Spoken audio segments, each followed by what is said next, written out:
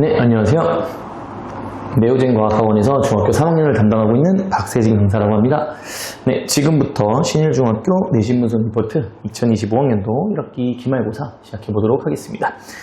네, 우선 신일중학교의 시험 범위는요, 1단원이랑 2단원 그리고 3단원이 좀 들어가게 됐습니다. 그래서 뭐 일반적인 학교들과는 약간의 시험 범위가 좀 달라졌어요. 그래서 이제 작년하고도 조금 달라진 시험 범위였고요. 그래서 보통은 이제 1, 2단원을 중간고사 때 보고, 그 다음에 이제 3, 4단원을 이제 기말고사 때 보는 상황인데, 신일중학교는 이제 중학교 때, 제가 기억할 때 2, 4단원을 이제 중간고사 때 보고, 요번에 이렇게 넘어오게 되었습니다. 그래서 학생들 입장에서도 이제 물리하고 화학이 한꺼번에 좀 섞이다 보니까 약간의 체감 난이도는 조금 있었을 거다. 그리고 이제 시험 범위 자체가 서로 이제 연계가 조금 안 되는 부분이다 보니까 체감상 이제 학습해야 될 분량은 조금 많았을 거다라고 일단 생각이 드는데, 시험 문제는 굉장히 무난했습니다. 그래서 이제 보통 신일중학교가 2학년 쪽에서도 요즘 좀 신경을 써서 시험 문제를 조금 어렵게 내는 경향성을 가지고 있었는데, 3학년들, 올해 3학년들 같은 경우에는 조금 쉽게 내시는 것 같아요. 그래서 일단은 그렇게 말씀을 드릴 수 있을 것 같고요.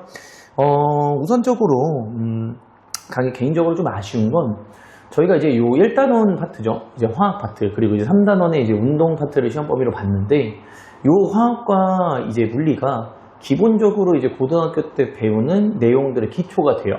그래서 이제 개인적으로 생각을 했을 때는 조금 더 어렵게 내도 되지 않았을까라는 생각이 조금 듭니다. 왜냐면 이렇게 시험이 너무 쉽게 되면 학생들 입장에서도 그렇게 크게 임팩트가 남지가 않거든요. 그럼 이제 자기는 이제 다 안다라고 생각을 해버리고 고등학교 때 올라가서 다 까먹는 그런 이제 초유의 사태가 발생을 해요. 이제 보통 일반적인 학생들은 많이 그러긴 하지만. 그래서 이제 고등학교 때 거를 저희가 준비를 하는 데 있어서 이 부분이 너무나도 중요한데, 조금은 그래도 개인적으로 시험을 더 어렵게 돼서 학생들을 조금 더 집중적으로 공부할 수 있게 만들어주는 게 낫지 않았을까, 그런 생각을 조금 하고 있습니다. 요거는 다 제 개인적인 생각입니다.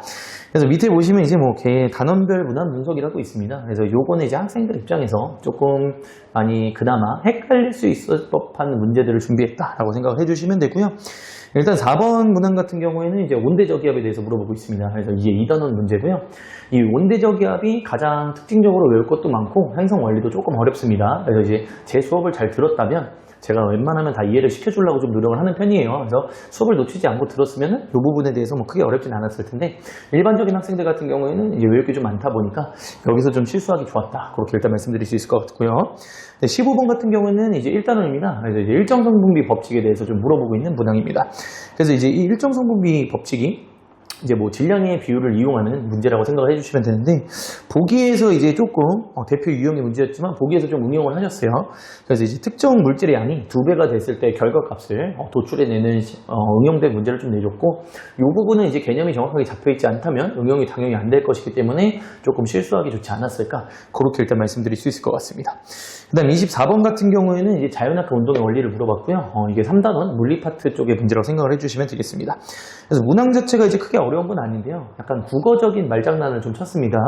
그래서 이제 같은 시간 동안 이동한 거리에 대해서 갑자기 물어보고 있었고, 이 부분에 대해서 정확하게 인지를 하고 있지 않다면 충분히 실수하기에 좋은 유형이었다라고 일단 말씀드릴 수 있을 것 같습니다. 그래서 아까 전에도 말씀드렸던 것처럼 신일중학교에 총평을 드리면 시험 문제는 생각보다 많이 쉬웠던 문제였다. 중간고사 때보다는 훨씬 더 쉬웠다. 그렇게 일단 말씀드릴 수 있을 것 같습니다. 그래서 앞으로 이제 신일중학교의 시험 대비를 하는 데 있어서는 뭐 방심을 하지는 않았으면 좋겠고요. 당연히 시험 문제가 이제 어떻게 나올지는 모르는 거니까요. 그리고 이제 기본적으로 너무 쉽다고 하더라도 고등학교 과학을 조금 준비하는 마음가짐으로 시험이 쉽다 그래서 그냥 대충 하지 말고 기초를 다진다는 마음가짐으로 좀 공부를 하는 게 낫지 않을까, 그렇게 일단 말씀드릴 수 있을 것 같습니다. 네, 이렇게 해서 신일중학교 내신문서 리포트 이렇게 마무리 짓도록 하겠습니다. 끝까지 시청해 주셔서 정말 감사합니다.